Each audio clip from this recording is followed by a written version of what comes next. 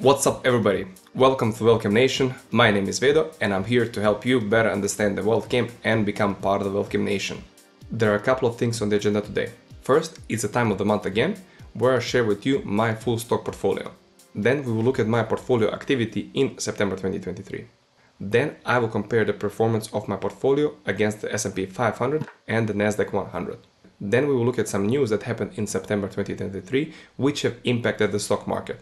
Last but not least, I have a challenge for all the finance YouTube creators out there, so make sure you stay until the end of the video to hear about the challenge. Let's get started.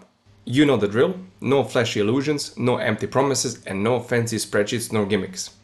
As you can see, this is my brokerage account. But before we dive into the specifics, I gotta make one thing crystal clear.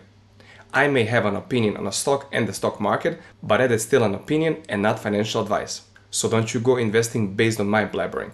This is all for educational and entertainment purposes only, and when it comes to investing, no matter what anybody does or says, you gotta do your own research. Back to my brokerage account, my current balance is 93,900 euros. My portfolio consists out of 14 individual companies and 4 ETFs. The ETF portion of my portfolio makes around 20%, and if we go inside and order them by market value, we can see that the biggest ETF in my portfolio is the S&P 500 healthcare sector with around 5,000 euros market value, and it's basically flat. Next one is the nasdaq 100 with around 4,800 euros, and it's currently down 4%. Next one is the semiconductor ETF, also with around 4,800 euros in market value, and it's currently down by 2%. Last ETF that I have is around 4,000 euros in market value, and it's down 20%, and that is the nasdaq next generation. Those are the next 100 companies that come after the nasdaq 100. All 4 ETFs I have bought during the peak of 2021, and I have never touched them since. So this was all one-time buy only for me. If we go back to the individual companies, those individual companies make up around 80% of my stock portfolio. And if I go here and order them by market value, starting with the highest one, my biggest individual position is Nvidia. I have around 12,300 in market value in Nvidia with around 5,300 euros in gain, or it is up by 74% since I bought it. As I have started investing in the peak of 2021, back then I also invested in Nvidia around 5,000 euros. And then later, when Nvidia dropped, I made 2 additional purchases of 1,000 euros approximately each. Next position in my portfolio is Meta. Meta has around 9,400 in market value with around 20% in gains, or 1,500 euros in gains. Similar to Nvidia, I bought Meta in 2021 and later bought some more when it dropped down again. Next position in my portfolio is Tesla. Tesla has around 6,800 euros in market value, and I am up 15% on my position with around 900 euros. Next position is Alphabet with around 6,200 euros, and I'm basically flat on this position. Same thing here, I bought 5,000 in 2021 and then an additional 1,000 euros in 2022 when everything went down. Next position is Apple. Apple has a market value of 6,155 euros, and I'm up around 23% or 1,200 euros approximately. Here I bought Apple only once in 2021 for 5,000 euros and never touched this position again as it never dipped that much. Next position is Microsoft. Microsoft is the same story, bought it in 2021 for 5,000 euros. Currently the value is around 5,700 euros with around 15% in gains or around 800 euros in gains. Next one is Waste Management. I have around 5,100 euros in market value. Also bought it in 2021 for 5,000 euros, and it is up around 200 euros or a couple of percentages. Next position in my portfolio is Airbnb with the market value of around 4,800 euros, and it's currently down by 4% or 200 euros. Same story, one-time purchase in 2021. Next position in my portfolio is Amazon with a market value of 4,500 euros approximately, and it's currently down by 4% or 200 euros. Next position in my portfolio is Home Depot with the market value of around 4,000 euros, and it's down around 15% or 750 euros. No need to mention the same story, one-time purchase in 2021.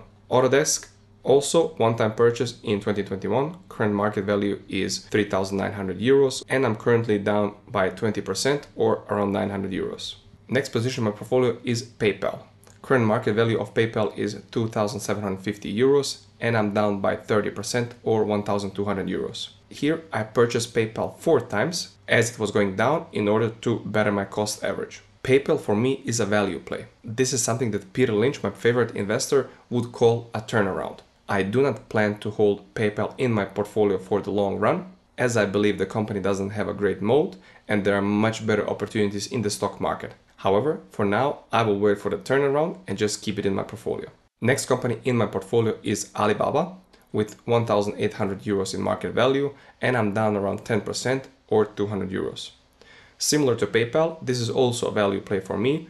I believe that Alibaba is very much undervalued at the moment due to the tensions between the West and China, and I will keep Alibaba in my portfolio as long as I do not see this turn around or Alibaba doesn't split into 6 different companies. As you may know, Alibaba is planning to split into 6 different companies, and I have no intentions of being invested in 6 Chinese companies and keeping track of all of them.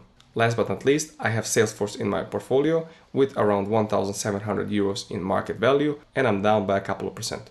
If I scroll back up and go back to the overall portfolio and then scroll back down, we can see that my current portfolio balance, as it's shown on the top, is 93,900 euros with around 5,200 euros in gains. Today is the 1st of October, Sunday, and the market is closed. Therefore, you do not see any changes to my portfolio in real time. Next topic on the agenda is what did I do to my portfolio in August 2023. If I click on securities order, we can see that on September 22nd, I bought 8 shares of Amazon for around 1,000 euros. I will get into the reason why I bought Amazon a little bit later when we talk about what was happening to the stock market in September 2023. As my brokerage account only shows the overall performance of my portfolio, in order to track a little bit better the performance of my portfolio, I have created a replica of my portfolio in Google Finance. It has all the 18 holdings I have in my stock portfolio, and we can see here, for example, that year to date my portfolio is up by 42%, where the S&P 500 is up 12% year to date, and the nasdaq is up around 35% year to date. So needless to say, I am very happy with the performance of my portfolio so far. The goal of my portfolio is to beat the S&P 500, but however, I would like to have less volatility than the nasdaq 100, for example. So any year that my portfolio is between the S&P 500 and the nasdaq 100, I will be happy with. The reason why I believe that my portfolio is outperforming the nasdaq 100 this year also, it's because I try to invest in high quality companies from both S&P 500 and the nasdaq 100. If we look at the last month's performance, we can see that the S&P 500 and the nasdaq 100 are down around 5%. However, my portfolio is down by a little bit more than 1%. So even in a month when everything is down, my portfolio seems to be holding up pretty good, and I'm happy with that performance. Now, what factors have impacted the stock market in September 2023? First thing, on September 13, we got the August inflation report. The August inflation report was not that good, and it rose higher than expected. If we scroll down and look at the US Consumer Price Index, we can see that the inflation peaked in June 2022 with 9%. Then 1 year later, the inflation was down around 3%. However, since June, in July and August, we can see that the inflation is going back up. However, if we look at the core CPI, which is a measurement that the Fed likes to look at when evaluating inflation, and the core CPI excludes things like food and energy, basically the things that we don't actually need, we can see that the core CPI peaked at 6.6% last September. Ever since then, it's going down and it's currently at 4.3%. Even though the total CPI is going back up due to energy and food, the core CPI is still going down. So this was a mixed inflation report, and it all depends how you look at it. Are you looking at the core CPI, which is the Fed looking at, or are you looking at the overall CPI? So that was one of the things that impacted the stock market in September 2023. Next thing, a week later, there was a Fed meeting where the Fed decided not to raise interest rates. However, they gave a signal that they plan to keep the interest rates higher for a longer period of time. If we scroll down here, we can see that we had a long period of low interest rates, and now exponentially the interest rates are going up. Another chart shows it a little bit better. Starting with March 2022, the Fed started raising interest rates by 0.25, then by 0.5, then a couple of times with 0.75, and then went back down again to 0.25. Then in June, for the first time in 11 meetings, they decided not to increase the interest rates. However, in June, they went back again and raised the interest rate by 0.25. So then again in September, they decided to skip raising interest rate this month. It does not mean that At the next meeting, they will not raise interest rate again. It will all depend on the CPI reports, especially the core CPI. Next thing that happened in September is the FTC and 17 different states decided to sue Amazon on antitrust charges. The FTC chair, Lina Khan, is leading the charge on Amazon. Majority of the arguments by FTC to me seem like just normal business practices. And to me, it doesn't seem like any laws are being broken. So for me, as an investor, I look at this like an opportunity. Due to this charge, Amazon's stock has dropped from September 14th to September 27th by around 12%. Here, around September 22nd, is when I bought more shares of Amazon. No need to go into Amazon as a business. We know that Amazon is a fantastic business. On this website that I use called Stock Unlock, it has an inside score of 3.44% on a scale of 5, which is really good inside score. That is why I decided to put my 1,000 euros into Amazon stock. Last but not least, we come to the challenge.